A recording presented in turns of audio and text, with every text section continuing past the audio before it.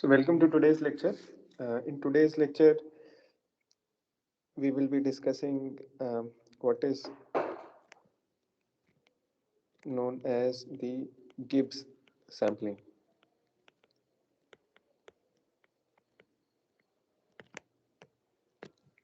Okay, so Gibbs sampling is a method to sample from a multivariate probability distribution.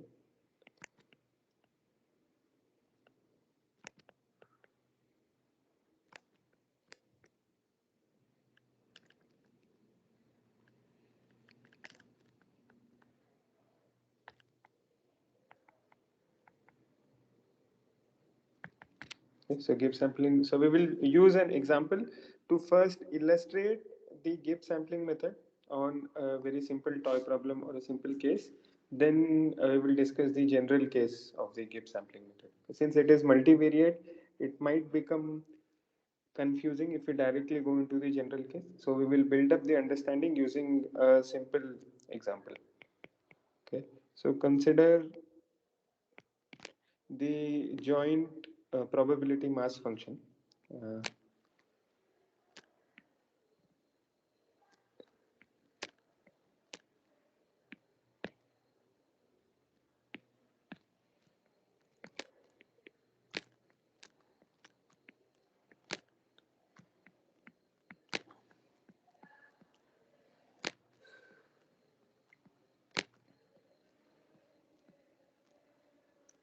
Okay, so this is the probability mass function of two events happening simultaneously. It can be uh, two teams playing on the same day, and the probability that A wins and B wins, or A loses, B loses, and all those things. Okay, so you can interpret it in any way.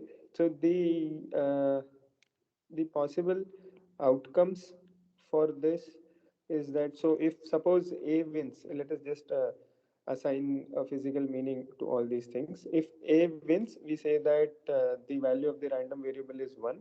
If B wins, we say that the value of the random variable is 0. Similarly, we will have for if A loses, sorry, if B wins, then if A or B win, the value of the random variables is 1. On the other hand, if they lose, then the value of the random variables is 0. So each of the two random variables A and B, they can take two values 0 and 1. Then the set of possible outcomes that we have is 0, 0, 0, 1, 1, 0, and 1, 1. Okay. This is the set of possible outcomes. So in Gibbs sampling, we will define a Markov chain on four states.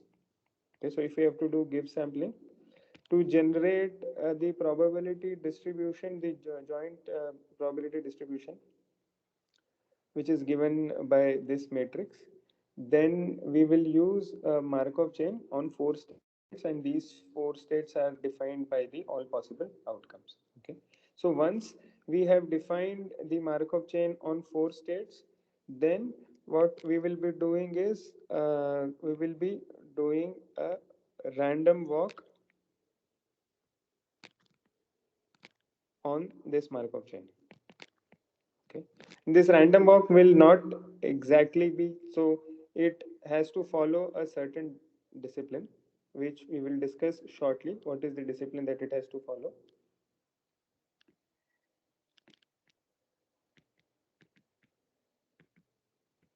Okay, I mean, we can say that the discipline is in the random walk, or we can say that the discipline is in the way we define the Markov chain. This we'll see later.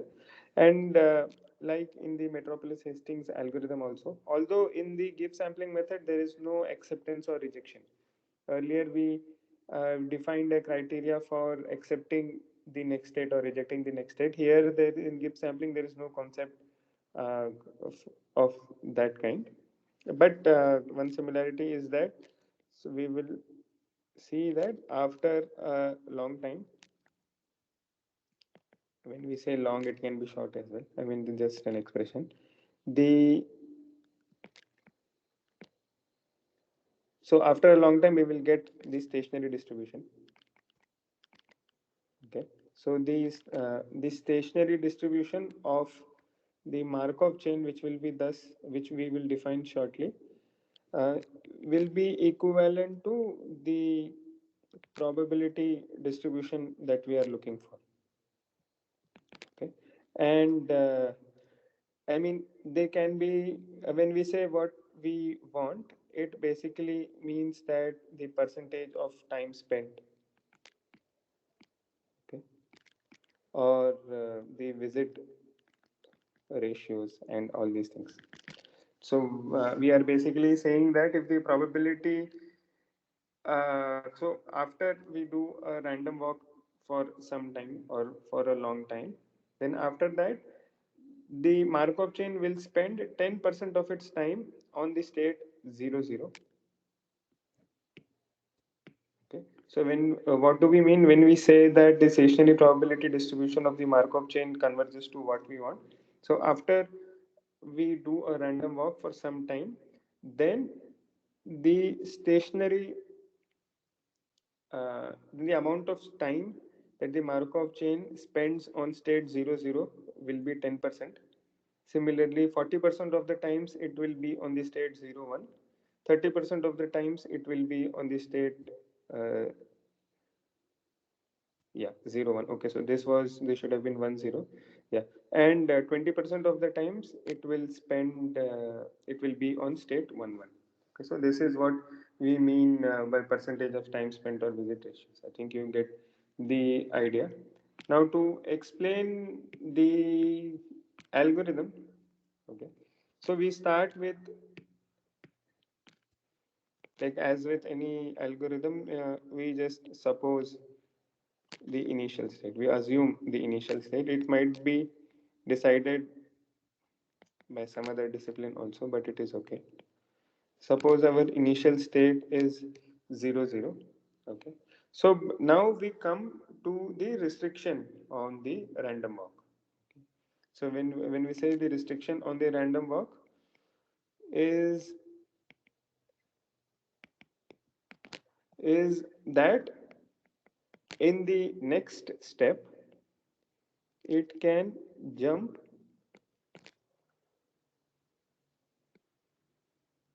only to a state.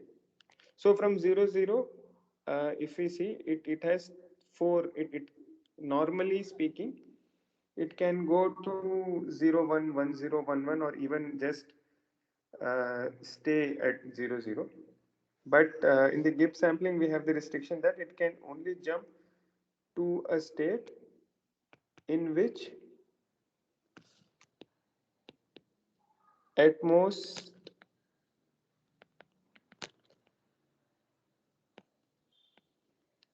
one coordinate is different. Okay. So it can jump only to a state in which at most one coordinate is different.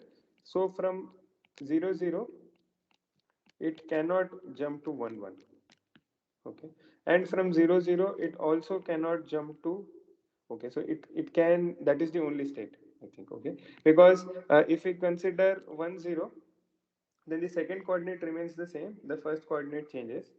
If we see, look at 0, comma 1, then the first coordinate is same, but the second coordinate changes. And if we have 0, 0, then of course it stays at the same state. Okay. So the restriction of the random walk is that it can only jump to a state in which at most one coordinate is different. Okay, so this is some restriction on the random walk. But once we have that restriction, the next question which we have is how do we pick that one coordinate? Okay, so you can try guessing on the different methods. The two common methods that come into the head is that, of course, we do that randomly. Okay, so we can randomly pick either of the that we want to change.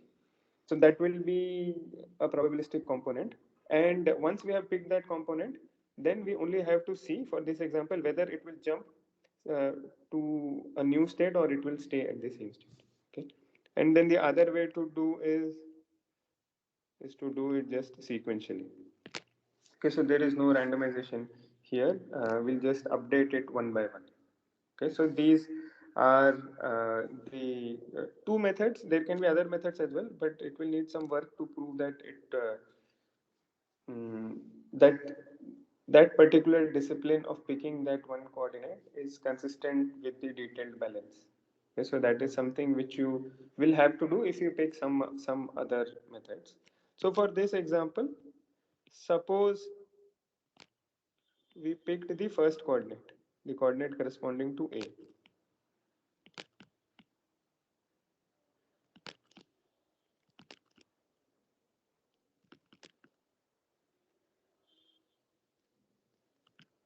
Okay, suppose we picked the first coordinate, then what we have is that after picking that, we can only have two options. We have picked the first coordinate, we picked the first coordinate for change. Okay, you have to remember this. We picked that the first coordinate will change, can change. Then what will happen is that from 0 0, either it can go to 1 0 or it can stay at 0 0. So these are the only two transitions since we only had a two state chain. So it can go from 0 0 to 1 0. Now we have to find the probabilities for this. Okay, what is the probability that it will go to 1 0 and what is the probability that it will stay at 0 0? Okay, so if we have to write it properly, we can write it as follows: probability that x of t is 1 comma 0, given that x of t minus 1 is 0 comma 0, and okay, and only first coordinate can change.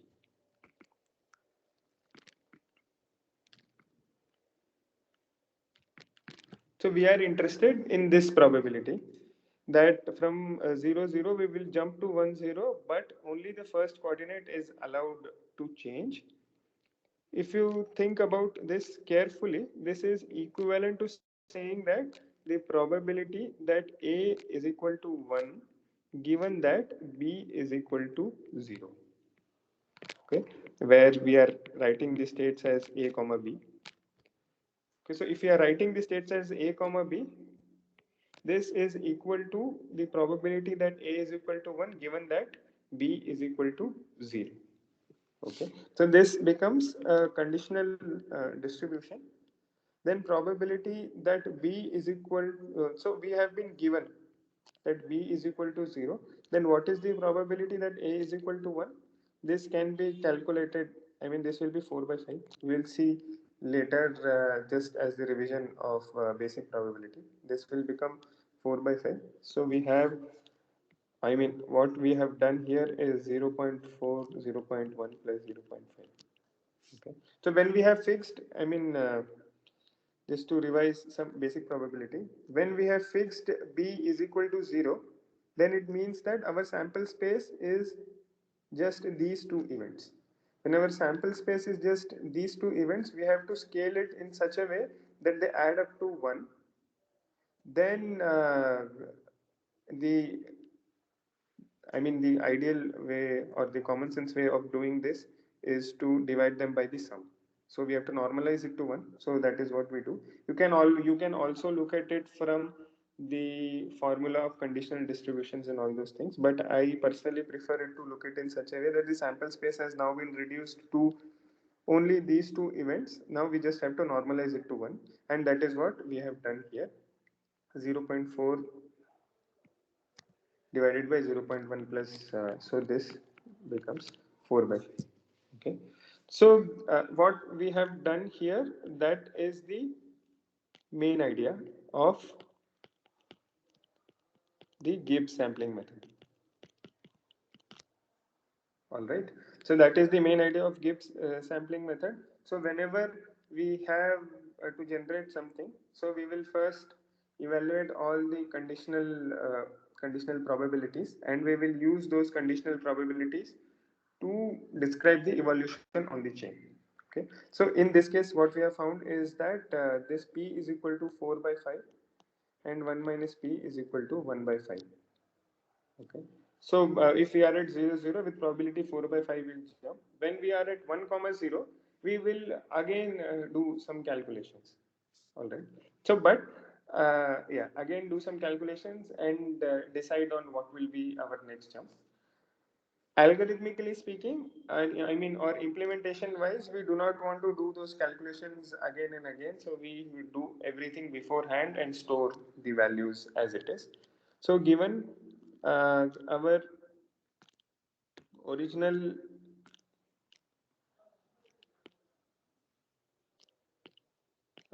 original PMF, joint PMF or joint PDF was given in this way: 0 0.1, 0 0.4, 0 0.3, 0 0.2. Okay, so this was A, this was B. So next we will find,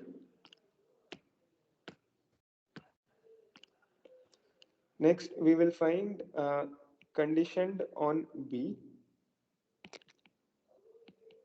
We will evaluate the matrix that is conditioned on B and store it. 0 1 0 1. This is A, this is B. Now this 0 is fixed and 1 is fixed. We will have 1 by 5 here, 4 by 5 here. Similarly, 3 by 5 here and 2 by 5 in this side. Okay. So here also what we have done is 0 0.3 divided by 0 0.2 plus 0 0.3. So we got, yeah. Then next,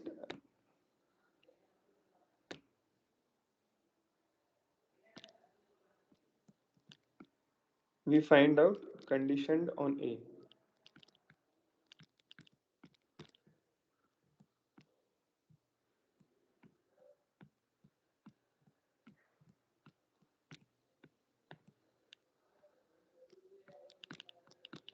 Now this is fixed and this is fixed. So here we will have 0 0.1 divided by 0 0.4 and 0 0.3 divided by 0 0.4. We will have 1 by 4, 3 by 4, and here we will have 2 by 3 and 1 by 3. Okay, 0 0.4 divided by 0 0.6 and 0 0.2 divided by 0 0.6. So these are the conditional probabilities that we will obtain given A is equal to 0. And then once we have obtained this, then the algorithm for this particular example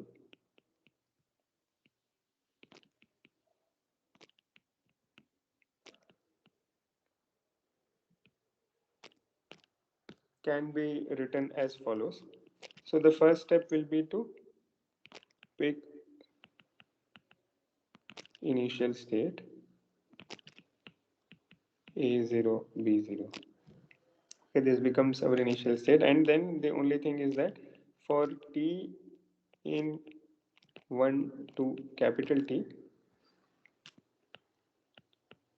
A of t is distributed as probability of A given B t minus 1, and B of t is distributed as probability of B given A of t. Okay, so here we have A of t. So this point you have to notice. So we use the updated value of A. Okay. So what it means is that we started from what it what it means is that we started from 0 comma 0. Okay. Okay, and another thing is that this is sequential in discipline. Okay, we have not picked the coordinate randomly, we are just doing it in sequence. Okay, so from 0 0, we first change the A coordinate. Okay, so from 0 0, when we change the A coordinate, either we can stay at 0 comma 0, or we can move to 1 comma 0. So we picked the a coordinate for the change. Okay, so from 1 comma 0, then we change the second coordinate. So either we can be at 1 comma 0, or we can move to 1 comma 1. Okay, then we again picked the first coordinate, and you can just go on, so on and so forth. Okay, so all of these happen with some probability. Okay, that is why we are saying is distributed in this way. Okay, so that is the method for doing it for this particular example. This assumed sequential updation. Now we will briefly talk about the general case.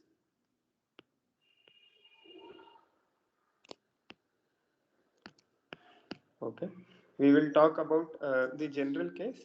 So in the general case, let p of x be our target distribution. Okay, where x is d-dimensional, we say it can be x1, x2, x3, xd. So here we were considering only two dimensions, but it can be d-dimensional as well. Then what we will do is a random walk on an undirected graph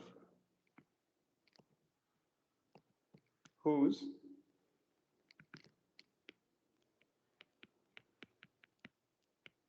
nodes are values of x. Okay. So if x is a continuous variable, then we definitely have to choose an appropriate discretization scheme.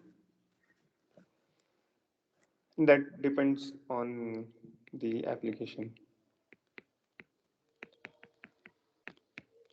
And if we have now for defining a graph, we need nodes and edges. So nodes we have defined that they will be values of x. So in the example, they were 0, 0, 1, 0, 0, 1, and 0, 0, 1, 0, 0, 1, and 1, 1. So in a general case, it can be a huge Markov chain. Okay, so if D is large, it will be a very large Markov chain. Then the edges between XA and XB, if they differ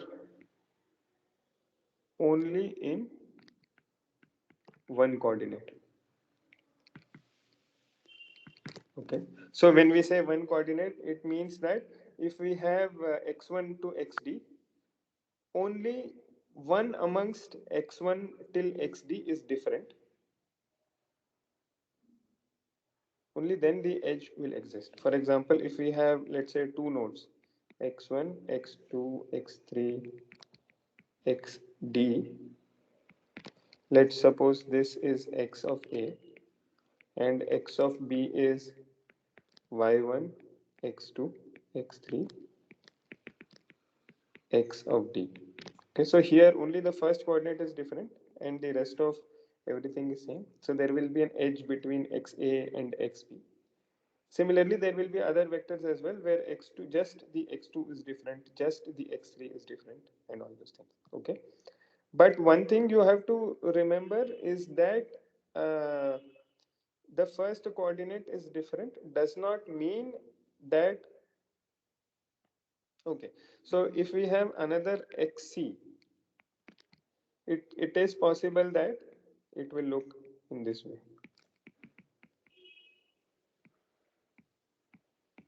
Okay, then there will be an edge here, there will be an edge here as well.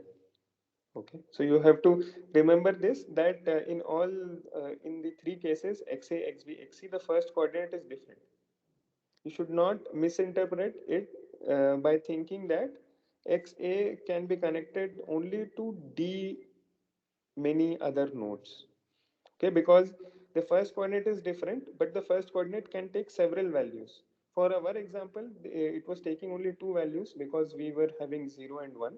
But in reality, it can take several values, huge amount of values. So for a large D, where x's can take so many several values, you can imagine the state space. Okay, so the discretization and all those things should be done keeping these things in mind, that how many states are there in the Markov chain and all those things. Okay, because each of these, if they take 10 states, you can do the calculation.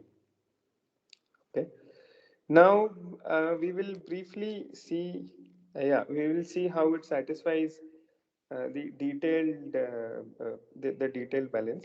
So what is the probability that we will transition from XA to XB? Okay, and suppose we are using randomly chosen coordinate for updation.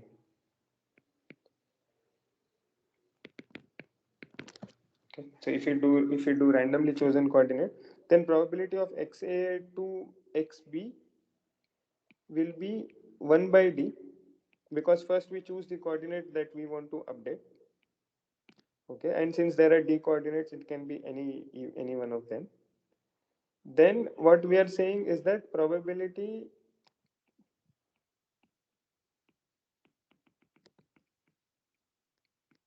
okay, so we have kept these D coordinates the same.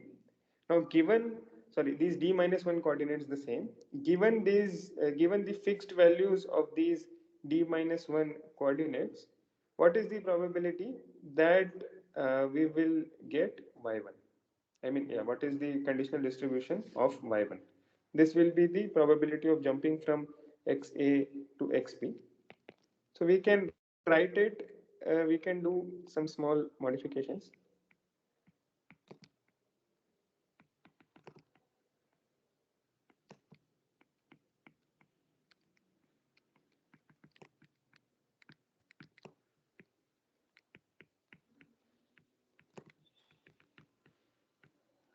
Okay, so what we will get is 1 by d.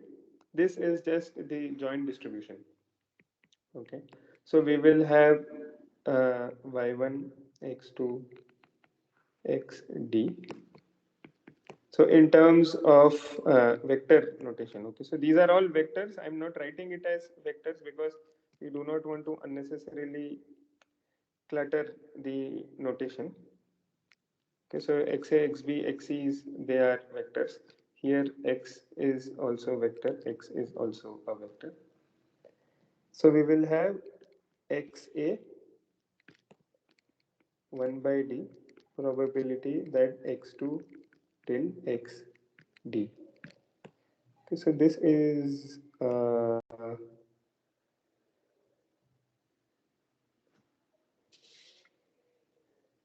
not xa, this is actually x of b.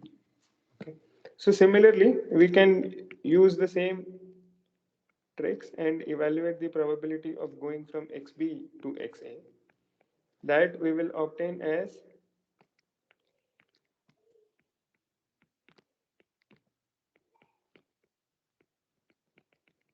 xd. Okay, so now once we have established this, then it is easy to see that it satisfies the detailed balance. So what we have to do is the probability of xa multiplied by the stationary distributions, and you can see that those things cancel out. Mm. So what we have to do is xa to xb is equal to probability of, this is actually pi, but after we do a long walk, everything will work out. Okay, so pi xb probability x xb to xa. Okay, so since we have p of xa xb, so these things will cancel out and everything works out. So the detailed balance is satisfied. Okay. So the last thing that we'll discuss is the general algorithm. Okay, so we mentioned the algorithm only for two states. I mean, the algorithm is, the spirit is the same. So for n-dimensional, for d-dimensional, sorry, the general algorithm is, the first step is the same, pick initial state. Then for t in 1 to t, so again we are using sequential updation, just to make it simpler to write.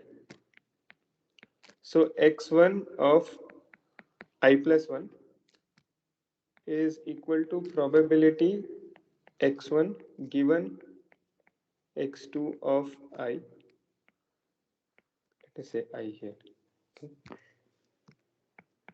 And then we have xd of previous iteration. Okay, so these are from the previous iteration. Then we will have x2 of I plus 1 is equal to conditional probability of x2 given x1 of I plus 1. So we are using the most recent values that are available to us, x3 of I, and we will have xd of I. Okay. So for a general j, xj of I plus 1, we will have probability or conditional probability of xj given x1 I plus 1, x2 I plus 1, xj minus 1 I plus 1. Since these values have been updated, then we will have xj plus 1 I, and the rest will also be xd of I. So this is the algorithm, and similarly we can do it for xd I plus 1. When we do for xd I plus 1, everything will be updated, in the sense that we will be using the updated values for all. So that is Gibbs sampling method. So that is all for this particular lecture.